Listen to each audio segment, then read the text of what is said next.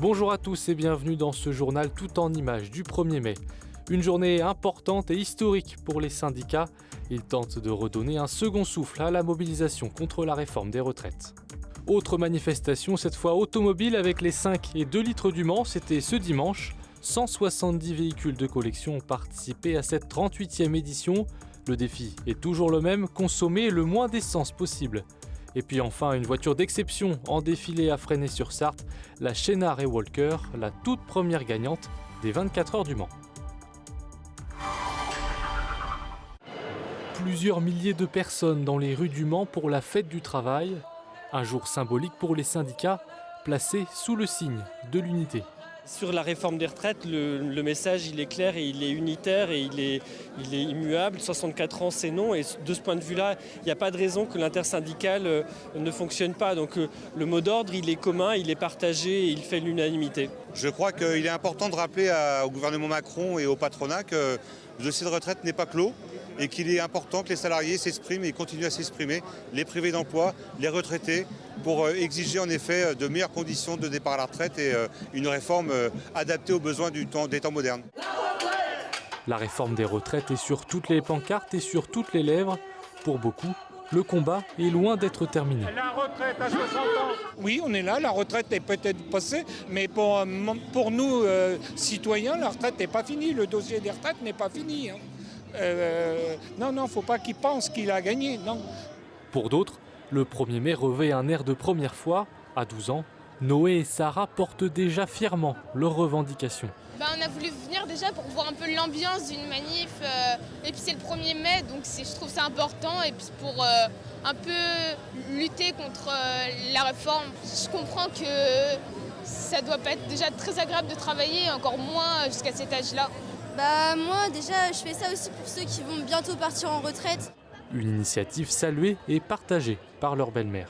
C'est important d'emmener des enfants dès leur plus jeune âge pour voir qu'une manifestation, c'est pas forcément violent, que ça fait pas peur et qu'ils aient une culture politique et qu'ils puissent aller quand ils seront plus grands tout seuls aussi en manifestation pour revendiquer ce qu'ils auront envie de revendiquer d'ailleurs.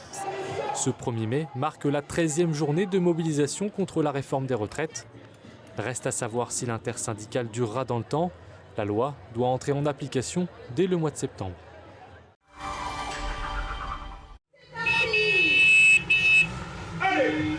Voiture d'un autre temps et costume d'époque, ce dimanche au Mans, les passionnés se sont donné rendez-vous dans le centre-ville pour exhiber leur mécanique, construite avant 1945.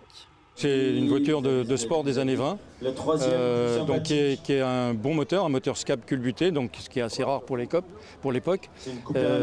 C'est une voiture très légère puisqu'elle fait 450 kg et c'était la devise de Émile Matisse, le poids c'est l'ennemi. Et donc effectivement elle a cet avantage, elle est légère, elle a une boîte qu'à vitesse et un moteur qui est très souple et très coupleux. Marcel participe à l'événement depuis sa création en 1984. Il n'a manqué qu'une édition sur les 38. Comme lui, 140 personnes déambulent dans les rues avec une rengaine. La passion, le partage, ça fait une trentaine d'années qu'on collectionne, que ce soit les voitures, les motos ou les vélos.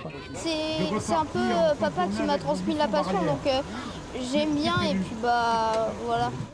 Le but de la course est d'effectuer un parcours de 1300 mètres pendant 35 minutes en utilisant le moins de carburant possible.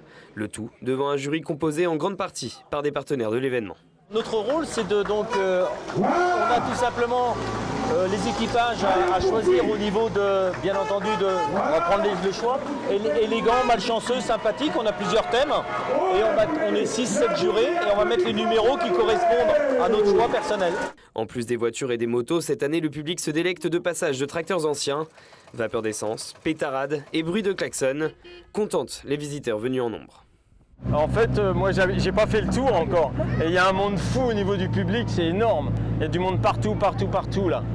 Voilà. D'habitude sur l'avenue Rostov-sur-le-Don, il n'y a personne. Et là je me rends compte qu'effectivement il y a du monde partout. Une 38e édition fédératrice de nombre d'observateurs, avec notamment la caméra de l'infiltré du dimanche de Lilian Bro et Samuel Morand. Ils reviendront plus longuement sur l'événement, à retrouver ce mercredi dès 19h sur LMTV Sarthe. Cette voiture est une légende. La Chénard et Walker numéro 9 est la première à avoir remporté les 24 heures du Mans en 1923. Elle a été présentée à Fresnay-sur-Sarthe ce dimanche 30 avril. Date importante, il s'agit de la date de naissance de Georges Durand, natif de Fresnay et fondateur de la course des 24 heures. Une plaque commémorative et une statue ont également été érigées en l'honneur du Sarthois. C'était important parce que d'abord ça symbolise 1923. Voilà, le centenaire des 24 heures, Fresnay-sur-Sarthe, parce que c'est quand même d'ici que tout est parti finalement. Georges Durand est né ici, donc on a rappelé tout ça. Et l'histoire mêlée à l'innovation maintenant avec les voitures modernes, ça permettait de faire un lien et ça permettait en même temps de rappeler tout ce que l'automobile a pu apporter à la vie quotidienne aujourd'hui des Français. La Chenaré Walker, elle, reprendra la route et sillonnera tout le département. Elle sera exposée à Saint-Calais le 25 mai, à Montfort-le-Génois le 27, à Saint-Marc-la-Brière le 28 mai et le 2 juin à Ciel-Guillaume. La Mixta Media Art Gallery présente une sélection des acquisitions de la ville du Mans. Au cours des 20 dernières années, la municipalité a acheté des œuvres à l'issue de certaines expositions. 25 sont présentées dans les locaux de la rue du Vert-Galant jusqu'au 31 mai. On les a sélectionnés en fonction de la ligne de la galerie, c'est-à-dire que nous, on prône plus la photographie plasticienne, donc avec une transfiguration de la réalité, c'est-à-dire quelque chose que l'artiste va raconter. Donc c'est une écriture très personnelle de la réalité. Et en fait, on a choisi en fonction de ça. Visite possible les mercredis, vendredis et samedis de 14h à 19h. Entrée gratuite. Sébastien Bourdet abattu. Aux 6 heures de Spa-Francorchamps, la Cadillac numéro 3 du Sarthois subit un crash important dans la catégorie hypercar. Le pilote Ranger van der Zandt sort indemne de la voiture qui avait signé le 5e temps des qualifications. Dans la catégorie LMP2, l'Alpine de Julien Canal prend la 7e place. La prochaine course pour cette catégorie WEC, les 24 heures du Mans dans 40 jours. Merci à toutes et à tous d'avoir suivi ce journal. A très vite sur LMTV Sarthe.